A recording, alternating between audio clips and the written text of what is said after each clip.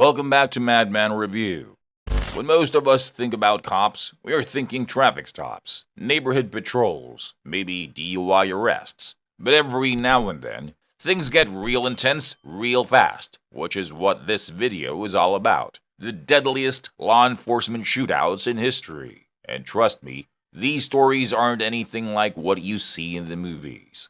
Hollywood movies have gotten really good in the past couple of decades, but they've got nothing on the raw, unpredictable, and honestly, gut-wrenching moments that some officers have gone through. Now, we're diving into these cases not only for the action, but also to get a grip on what went down and why. And while we're at it, let's take a moment to remember and honor the brave officers in these shootouts who had to make the ultimate sacrifice.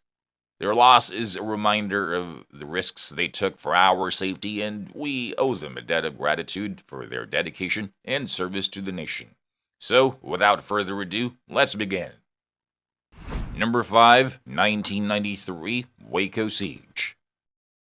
Back in 1993, something wild went down in Axtell, Texas. You've probably heard of it, or at least seen a documentary. The Branch Davidians. This religious cult were minding their business at their compound when Uncle Sam got a bit worried. Why? Word on the street was that David Koresh, the cult's leader, was stockpiling a ton of weapons. And not just a few hunting rifles. We're talking a massive collection of about 250 firearms, from semi-auto rifles to hand grenades. Sounds like something straight out of an action movie, right? So on that fateful day, February 28th of 1983, the ATF sent in a squad of around 80 agents. Their mission? Arrest Koresh and search the massive 77-acre compound. But as with any high-stakes situation, there's always two sides to the story. According to the feds, it was the Davidians who kicked off the shootout. But ask any surviving Davidian, and they'll tell you it was the ATF who got trigger-happy first. When the smoke cleared that day, the tally was a grim 10 folks down. What followed wasn't a quick resolution, but a long, tense 51-day standoff. What happened was, while the government waited outside, negotiations were ongoing. The FBI did manage to get 44 people to walk out safely during this period. Koresh, being a bit of a talker, was on the horn with the FBI for a whopping 60 hours, spread out over 117 calls. But man, he kept dragging his feet on surrendering. Then came April 19th, a date that'll be forever etched in memory. Tension spiked. The FBI, losing patience, rolled their tanks closer, slinging tear gas into the compound. And then, the unimaginable, a roaring fire consumed the place. Post-blaze, it was a heart-wrenching scene. 75 people, including Koresh, didn't make it out. Among them were innocent kids, some with fatal wounds that still spark debates, and conspiracy theories. There's this one Davidian survivor who even suggested that some of their own took fatal shots to avoid the agony of the flames. Number 4, 1970, Newhall Incident.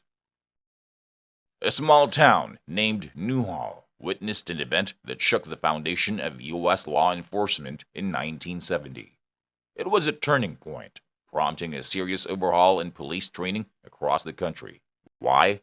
Well, on April 6, a seemingly routine evening took a harrowing turn that would forever mark the annals of police history. Our story starts with Officers Frago and Gore. These young California Highway Patrol officers were cruising when they got wind of a suspicious car. Someone had supposedly flashed a weapon. They spotted the suspect vehicle and, following protocol, tailed it. They made the call for backup and began the usual stop-and-check procedure. But usual was about to get thrown out the window. As Gore approached the driver, the passenger door burst open. Out jumps this fella, guns blazing. Before anyone could even react, Frago is hit. That guy, later identified as Jack Twinning, wastes no time and downs Gore as well. And as if things weren't chaotic enough, the driver, one Bobby Davis, decides to join the tragic party. The result? Both officers out in a blink. Enter the scene Officers Pence and Allen, responding to the backup call. They race into a scenario no officer ever wants to face. Flying bullets and no clear sight of their fallen comrades. They fight valiantly, but fate's cruel that night, and they too fall. Now, after this intense shootout, Twinning and Davis decided it's time to split. A manhunt ensues, lasting a whopping 9 hours. Twinning, playing his cards wild, takes refuge in a house, briefly taking a resident hostage. Cops close in, using tear gas to force a surrender, but Twinning, he chooses his own exit, ending his life with a shotgun he'd nicked earlier. Davis, on the other hand, faces the music. He's captured, tried, and initially handed a death sentence. But, plot twist, California, in a landmark decision in 1972, chucks out the death penalty, so Davis's looming date with the gas chamber morphs into a life sentence. He spends his days in infamous joints like Folsom and Pelican Bay before finally landing in Kern Valley Prison. His life chapter concludes in 2009. Number 3. 1974 SLA Symbionese Liberation Army Shootout. Man, the 70s were wild. You might have heard the Symbionese Liberation Army, or SLA. Yeah, the same crew that snatched newspaper bigshot Patty Hearst. Fast forward to May 17, 1974, and we got a scene straight out of Hollywood, but way too real.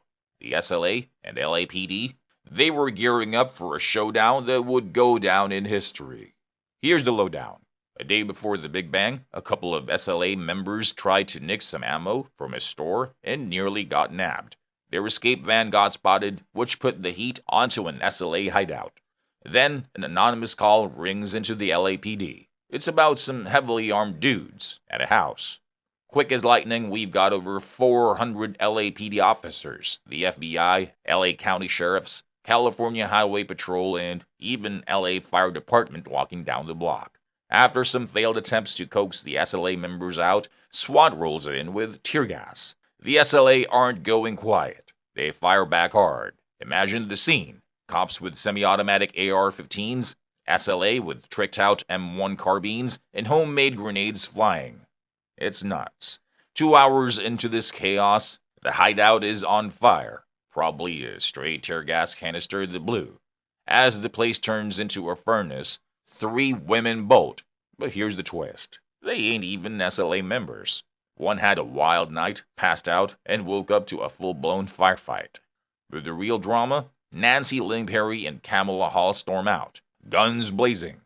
The police claim they dropped Hall because she aimed a gun, while Perry got double-tapped. Another member dragged Hall back into the flaming house. When the dust and smoke cleared, several SLA folks were dead, from bullets, smoke, or the fire. The chief baddie, Donald DeFreeze, apparently offed himself. Cops found a mini arsenal in the remains. 19 firearms. The total bullet count? A staggering 9,000 rounds. But here's the crazy part. Only the SLA had casualties. Cops, firefighters, and bystanders, all safe. This was no ordinary shootout. It's one of the biggest gunfights in American history. Wild times, for sure. Number 2, 1997 North Hollywood Raid. Let's wind back the clock to February 28, 1997 in sunny North Hollywood. This wasn't a movie set, but rather the backdrop for one of the most intense shootouts in American police history.